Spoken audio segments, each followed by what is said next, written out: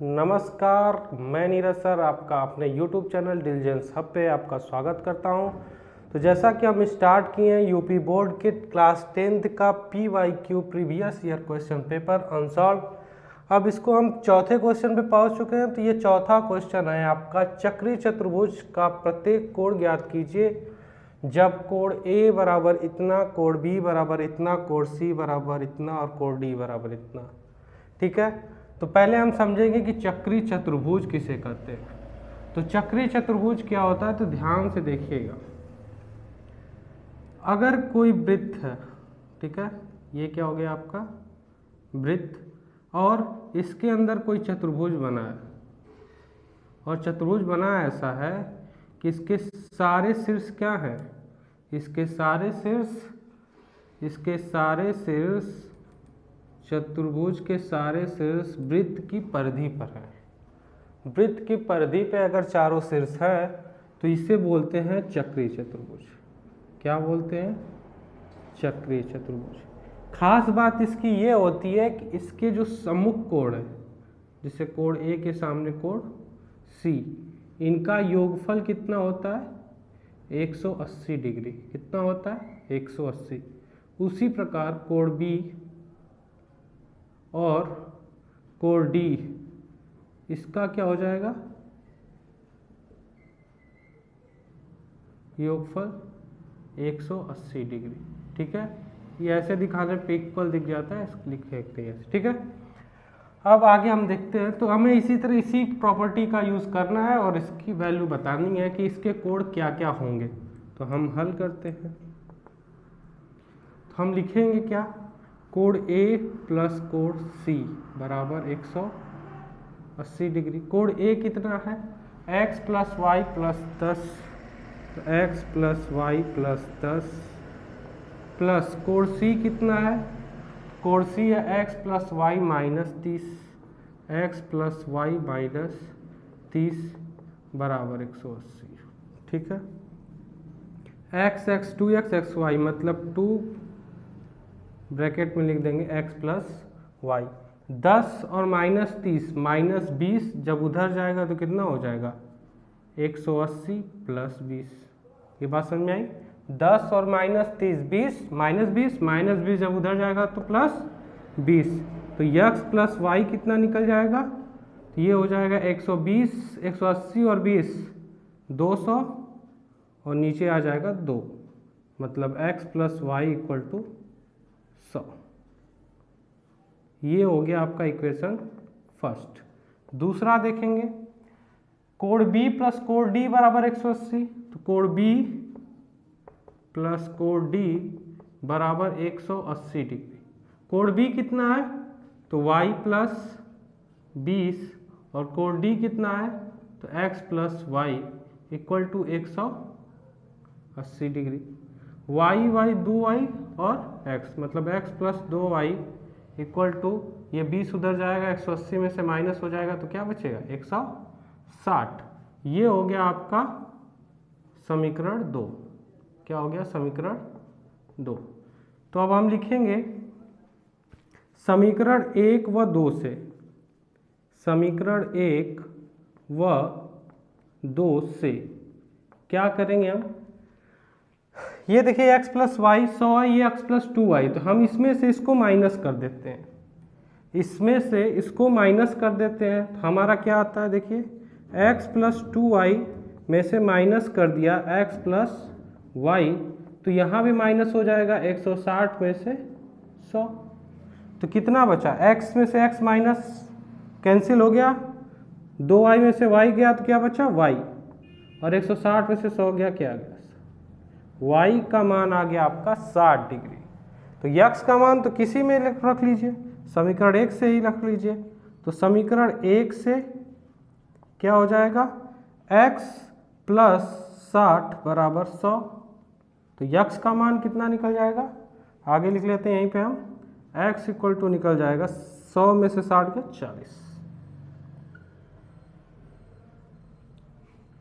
अब ये हमारा निकला x की वैल्यू। अब x की वैल्यू निकल गई और y की वैल्यू भी 60, ये 40। तो हमारा प्रत्येक कोण क्या हो जाएगा? तो तो अतः कोण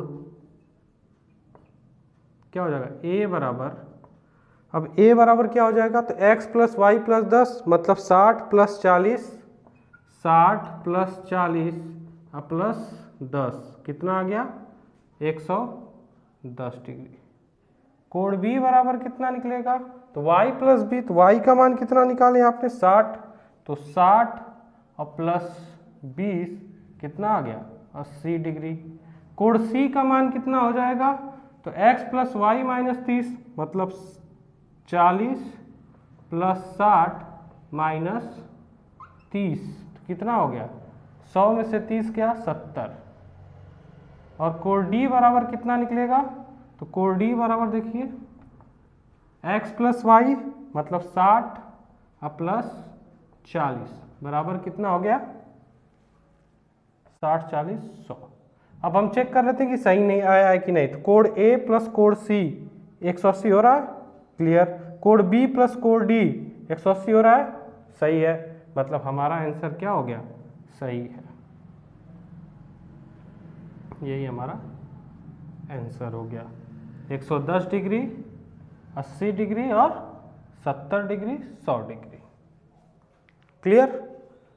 तो जहाँ तक उम्मीद हो अच्छे समझ में आया होगा। चक्री चतुर्भुज में बस हम यही याद रखेंगे कि आमने सम्मुख कोण क्या होते हैं, सम्मुख कोण मतलब आमने सामने के कोण का योग कितना होता है 180। जब भी क्वेश्चन आएगा तो इसी से रिलेटेड प्रॉपर्टीज रहेगी कि कोण A प्लस C 180 होता है, कोण B प्लस कोण D 180 होता है, ठीक है। तो ये आपकी प्रॉपर्टी है, इसको हमेशा याद रखेंगे, क्लियर। तो चलिए, तो इसके बाद हम देखते हैं अब दूसरा क्वेश्चन आपका।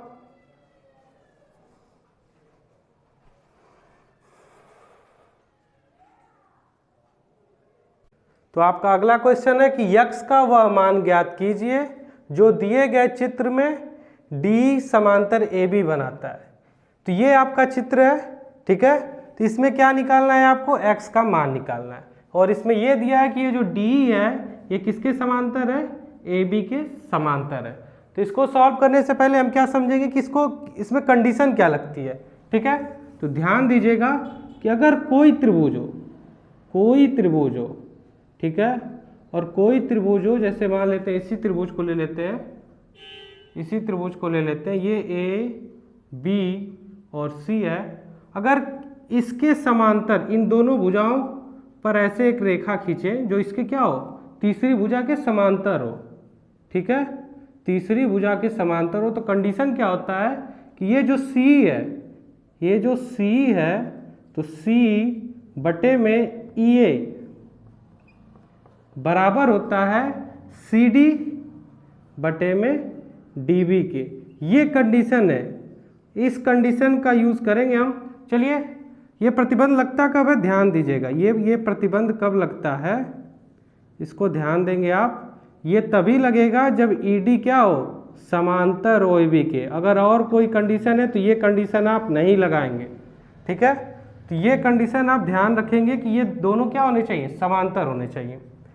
तो देखिए इसमें क्या है, c कितना दिया x प्लस 3 और ये कितना दिया है 8x plus 9 equal to x, ये CD कितना है x और dB कितना है 3x प्लस 4, ठीक है।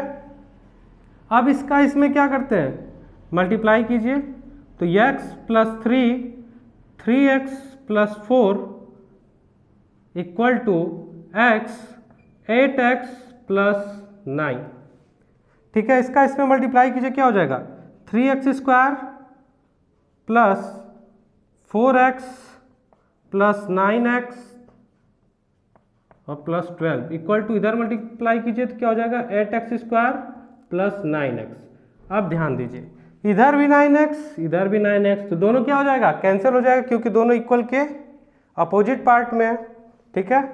अब देखिए, अब इधर बचा, अब सारे को, इन सबको उधर ले जाते हैं। तो 8x square minus 3x square और उसके बाद ये 4x उधर जाएगा तो क्या हो जाएगा माइनस 4x और इधर ये 12 भी जाएगा तो माइनस 12 इक्वल टू 0। तो 8x स्क्वायर में से 3x स्क्वायर माइनस हो जाएगा तो क्या बचेगा 5x² और ये हो गया -4x -12 इक्वल टू 0। अब इसको हम सॉल्व करेंगे तो ये क्या है, हमें ऐसा चाहिए कि जो क्या बना है -60 -4। तो हम एक काम करते हैं, इसको ऐसे तोड़ते हैं, 5x² -10x प्लस 6x, तो -10x प्लस 6x -4x हो जाएगा और ये -12 इक्वल टू 0। ठीक है, अब इसमें से क्या कॉमन ले सकते हैं हम, तो इसमें से कॉमन ले सकते हैं हम 5x, तो हमारा क्या आया x -2, और यहाँ पे क्या कॉमन ले सकते हैं हम, यहाँ पे 6 कॉमन ले सकते हैं, तो क्या आ जाएगा x -2 इक्वल टू क्या हो जाएगा 0। अब ध्यान दीजिएगा, इसमें से क्या कॉमन ले सकते हैं, इसमें से कॉमन ले सकते हैं हम x -2 और ये क्या हो जाएगा, तब क्या बचेगा, इधर 5x इधर +6 इक्वल टू 0। जब इसको 0 के इक्वल रखेंगे तो क्या मान निकलेगा, देखिए x -2 इक्वल टू 0 पुट कीजिए, तो x की वैल्यू कितनी आ गई 2, और जब इसको 0 रखिए 5x + 6 इक्वल टू 0, तो x की वैल्यू कितनी आ गई -6/5। लेकिन ध्यान दीजिएगा कि -6/5 ये ऋणात्मक आ गया, दूरी और लंबाई कभी ऋणात्मक नहीं होती, तो ये कंडीशन क्या हो जाएगा, अमान्य हो जाएगा। क्या हो जाएगा, अमान्य हो जाएगा। तो कौन सा आंसर हो जाए हमारा, x = 2। तो आपको समझ में आया होगा। ध्यान देंगे कि इसमें बस एक ही कंडीशन का ख्याल रखना है कि जब ये त्रिभुज बना है तो अगर ये इसके समांतर है तो इसके बटे में इसका अनुपात बराबर हो जाएगा इसके बटे में इसके, मतलब C बटे में EA बराबर हो जाएगा CD बटे में DB के। ठीक है, तो चलिए तब अगले क्वेश्चन की तरफ चलते हैं हम। ये क्लियर है आपका? ठीक है, आपका अगला क्वेश्चन है कि सिद्ध कीजिए कि बिंदु 6,9 B 0,1 और C -6,-7 संरेख है। ठीक है, एक बार हम क्वेश्चन को चेक कर लेते हैं क्वेश्चन सही है कि नहीं। क्वेश्चन सही है। ठीक है, सिद्ध यही करना है कि बिंदु 6,9 0,1 और -6,-7 क्या है, संरेख है। तो इसको निकालने के लिए हम क्या करेंगे कि हम ध्यान देंगे, हम इसको मान लेंगे। क्या मान लेंगे, मान लेंगे कि ये क्या है, तीनों किसी त्रिभुज के क्या है, शीर्ष हैं। तीनों क्या है, किसी त्रिभुज के शीर्ष हैं। इसको मान लेते हैं 6,9, इसको मान लेते हैं 0,1 और इसको मान लेते हैं -6,-7। ये हो गया आपका A, ये हो गया B और ये हो गया C। अब ध्यान दीजिएगा, अगर तीनों संरेख हैं तो हम क्या करते हैं, इन दोनों बिंदु को पकड़ते हैं, अगर ऐसे ऐसे उठाएं तो एक सीधी रेखा में बन जाएंगे, और जब ऐसे सीधी रेखा में बनेंगे तो ये हो जाएंगे संरेख। तो उस कंडीशन में इस त्रिभुज का क्षेत्रफल क्या हो जाएगा, इस त्रिभुज का क्षेत्रफल जब ये जाके एक सीधी रेखा में बन जाएंगे तो क्षेत्रफल क्या निकल जाएगा इसका, 0। तो उसी कंडीशन को हम चेक करेंगे कि क्या इससे त्रिभुज अगर बना है तो इसका क्षेत्रफल क्या निकल रहा है, 0। और हमने आपको क्षेत्रफल निकालने के लिए एक सिंपल तरीका बताया है कि आप क्या कीजिए कि क्षेत्रफल निकालने के लिए लिखिएगा बिंदु A,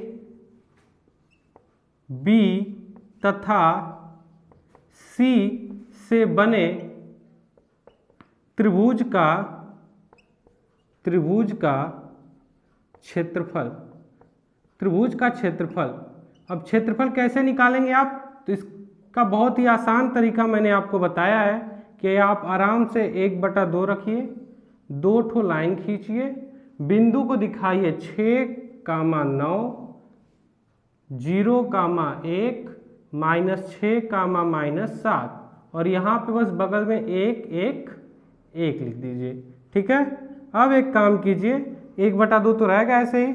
अब हम क्या करेंगे, इसको लेंगे तो ये वाली लाइन छूटेगी पूरी और ये वाली लाइन छूटेगी, तो 6 ले लिए तो ये लाइन छूटी। अब इसका गुणा कीजिए इसमें, तो 1 का गुणा 1 में क्या आ गया, 1। -7 का गुणा कीजिए 1 में तो क्या आ गया, -7, और यहाँ पे माइनस पहले से रहता है तो -7 मिलके क्या हो जाएगा, +7। ठीक है, आगे देखिए, उसके बाद इसके साथ हम क्या लेते हैं, इसको लेते हैं, तो इसको यहाँ माइनस लेंगे तो हम ऐसे चलते हैं, माइनस लेंगे तो हम ऐसे गुणा करते हैं, अगर माइनस नहीं लेंगे तो हम ऐसे गुणा करते हैं। तो तो आपकी जो मर्जी हो, अगर -9 लिखेंगे आप, -9, तो क्या करेंगे, देखिए इसका गुणा करेंगे आप इसमें तो क्या हो जाएगा, एक सेकेंड इसको देखिए, ये छूटेगा आपका, ये छूटेगा और ये छूटेगा, तो 0 का गुणा करेंगे एक में, क्या आ गया 0, -6 का गुणा करेंगे इसमें तो ये हो जाएगा माइनस माइनस प्लस, ये हो गया +6। अब ध्यान देंगे अब क्या लेते हैं हम, ये भी हो गया, अब बचा मेरा ये, तो क्या लिखते हैं +1। अब इसमें क्या करेंगे, अब इसमें करेंगे हम इसका गुणा इसमें तो क्या हो जाएगा -7, सॉरी 0 का गुणा -7 में करेंगे तो क्या हो जाएगा 0। अब -6 का इसमें करेंगे तो क्या हो जाएगा +6। आगे देखते हैं क्या हो गया, 1/2, ये हो जाएगा 7 1 8, 8 6 48, और ये कितना हो गया 9 6 के 54, और ये कितना हो गया, ये हो गया 6। अब 48 और 6 दोनों जोड़िए, कितना हो गया 54 हो गया, और 54 में से 54 माइनस करेंगे तो क्या हो जाएगा 0, और 0 में किसी का भी गुणा करते हैं तो क्या हो गया 0। अतः त्रिभुज का क्षेत्रफल क्या आ गया 0। अतः तीनों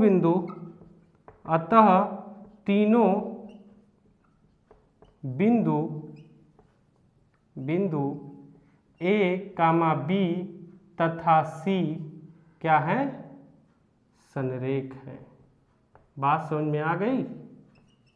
मतलब अगर किसी 3 बिंदु को संरेख दिखाना है तो तीनों बिंदु से बने त्रिभुज का क्षेत्रफल हमें क्या दिखाना होगा 0, और मैंने 0 दिखा दिया तो ये क्या हो गए, तीनों बिंदु संरेख हो गए।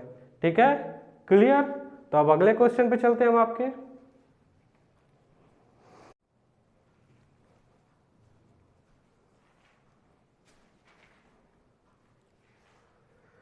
आपका अगला क्वेश्चन है कि सिद्ध कीजिए कि cot A minus cos A बटे में cot A plus cos A equal to cosec A minus 1 बटे में cosec A प्लस 1। इसको हमें सिद्ध करना है। तो ध्यान देंगे, इसको सिद्ध करने के लिए हम लिखेंगे, मतलब ये लेफ्ट हैंड साइड है, ये राइट हैंड साइड है। लेफ्ट हैंड साइड को सॉल्व करके हमें राइट हैंड साइड ला दीजिए, या राइट हैंड साइड को सॉल्व करके लेफ्ट हैंड साइड ला दीजिए। आप किसी तरह सॉल्व कर सकते हैं, या तो दोनों को सॉल्व करके कोई एक ही मान ला दीजिए। कंडीशन सब तीनों में से कोई लगाइए, बस आपको सॉल्व करना है। तो इसको हल करिए। देखिए हम लेते हैं left hand side. Left hand side क्या है आपका, cot A minus cos A, नीचे क्या है cot A plus cos A। Clear. अब हम क्या करते हैं, अब ध्यान दीजिएगा, cot A, तो cot का मान क्या होता है, cot का मान होता है cot theta equal to cos theta बटे में sin थीटा। ये लिख सकते हैं हम, तो हम इसको लिख रहे हैं, क्या लिख सकते हैं, cos A बटे में sin A minus cos A। नीचे क्या हो जाएगा, उसी तरह cos A बटे में sin A plus cos A। अब देखिए इधर भी cos है, इधर भी cos है, नीचे एक लिख सकते हैं, लिख लीजिए। नहीं समझ में आया, लिख लीजिए। इसमें से cos A क्या कर सकते हैं, कॉमन ले लीजिए, तो ये क्या आ जाएगा 1 बटे में sin A minus cos A। इधर भी क्या आ जाएगा, cos A कॉमन ले लीजिए, नीचे भी, तो क्या आ जाएगा 1 बटे में sin A plus, sorry cos A नहीं रहेगा, cos A की जगह ये भी कॉमन ले लिए तो क्या हो गया 1 हो गया, ये क्या हो गया 1। ठीक है। अब देखिए cos A से cos A क्या हो गया, कैंसिल, बचा क्या आपका, तो ये 1/sin A, तो आपको पता है 1/sin A क्या हो जाता है 1/sin theta equal to cosec theta. तो इसको हम क्या लिख देंगे, cosec A माइनस 1, नीचे भी क्या हो जाएगा cosec A प्लस 1, और ये हो गया आपका राइट हैंड साइड, और ये आपने प्रूफ कर दिया, या नीचे लिख सकते हैं हेंस प्रूव्ड। क्लियर। तो ये हो गया आपका चौथे का घ। ठीक है, आगे हम देखेंगे कल। तो हम डेली 4-4 क्वेश्चन करते चलेंगे, ताकि आपको भी देखने में ज़्यादा बर्डन ना हो और आप याद कर, मतलब क्वेश्चन को समझ सकें अच्छे से। ज़्यादा लंबा वीडियो ना होके शॉर्ट वीडियो रहेगा, शॉर्ट में वीडियो, ठीक है। तो आप ध्यान दीजिएंगे, आप चौथे के घ तक कर लिए, अब अगले में हम 5वें से स्टार्ट करेंगे। क्लियर? तो आज के लिए धन्यवाद।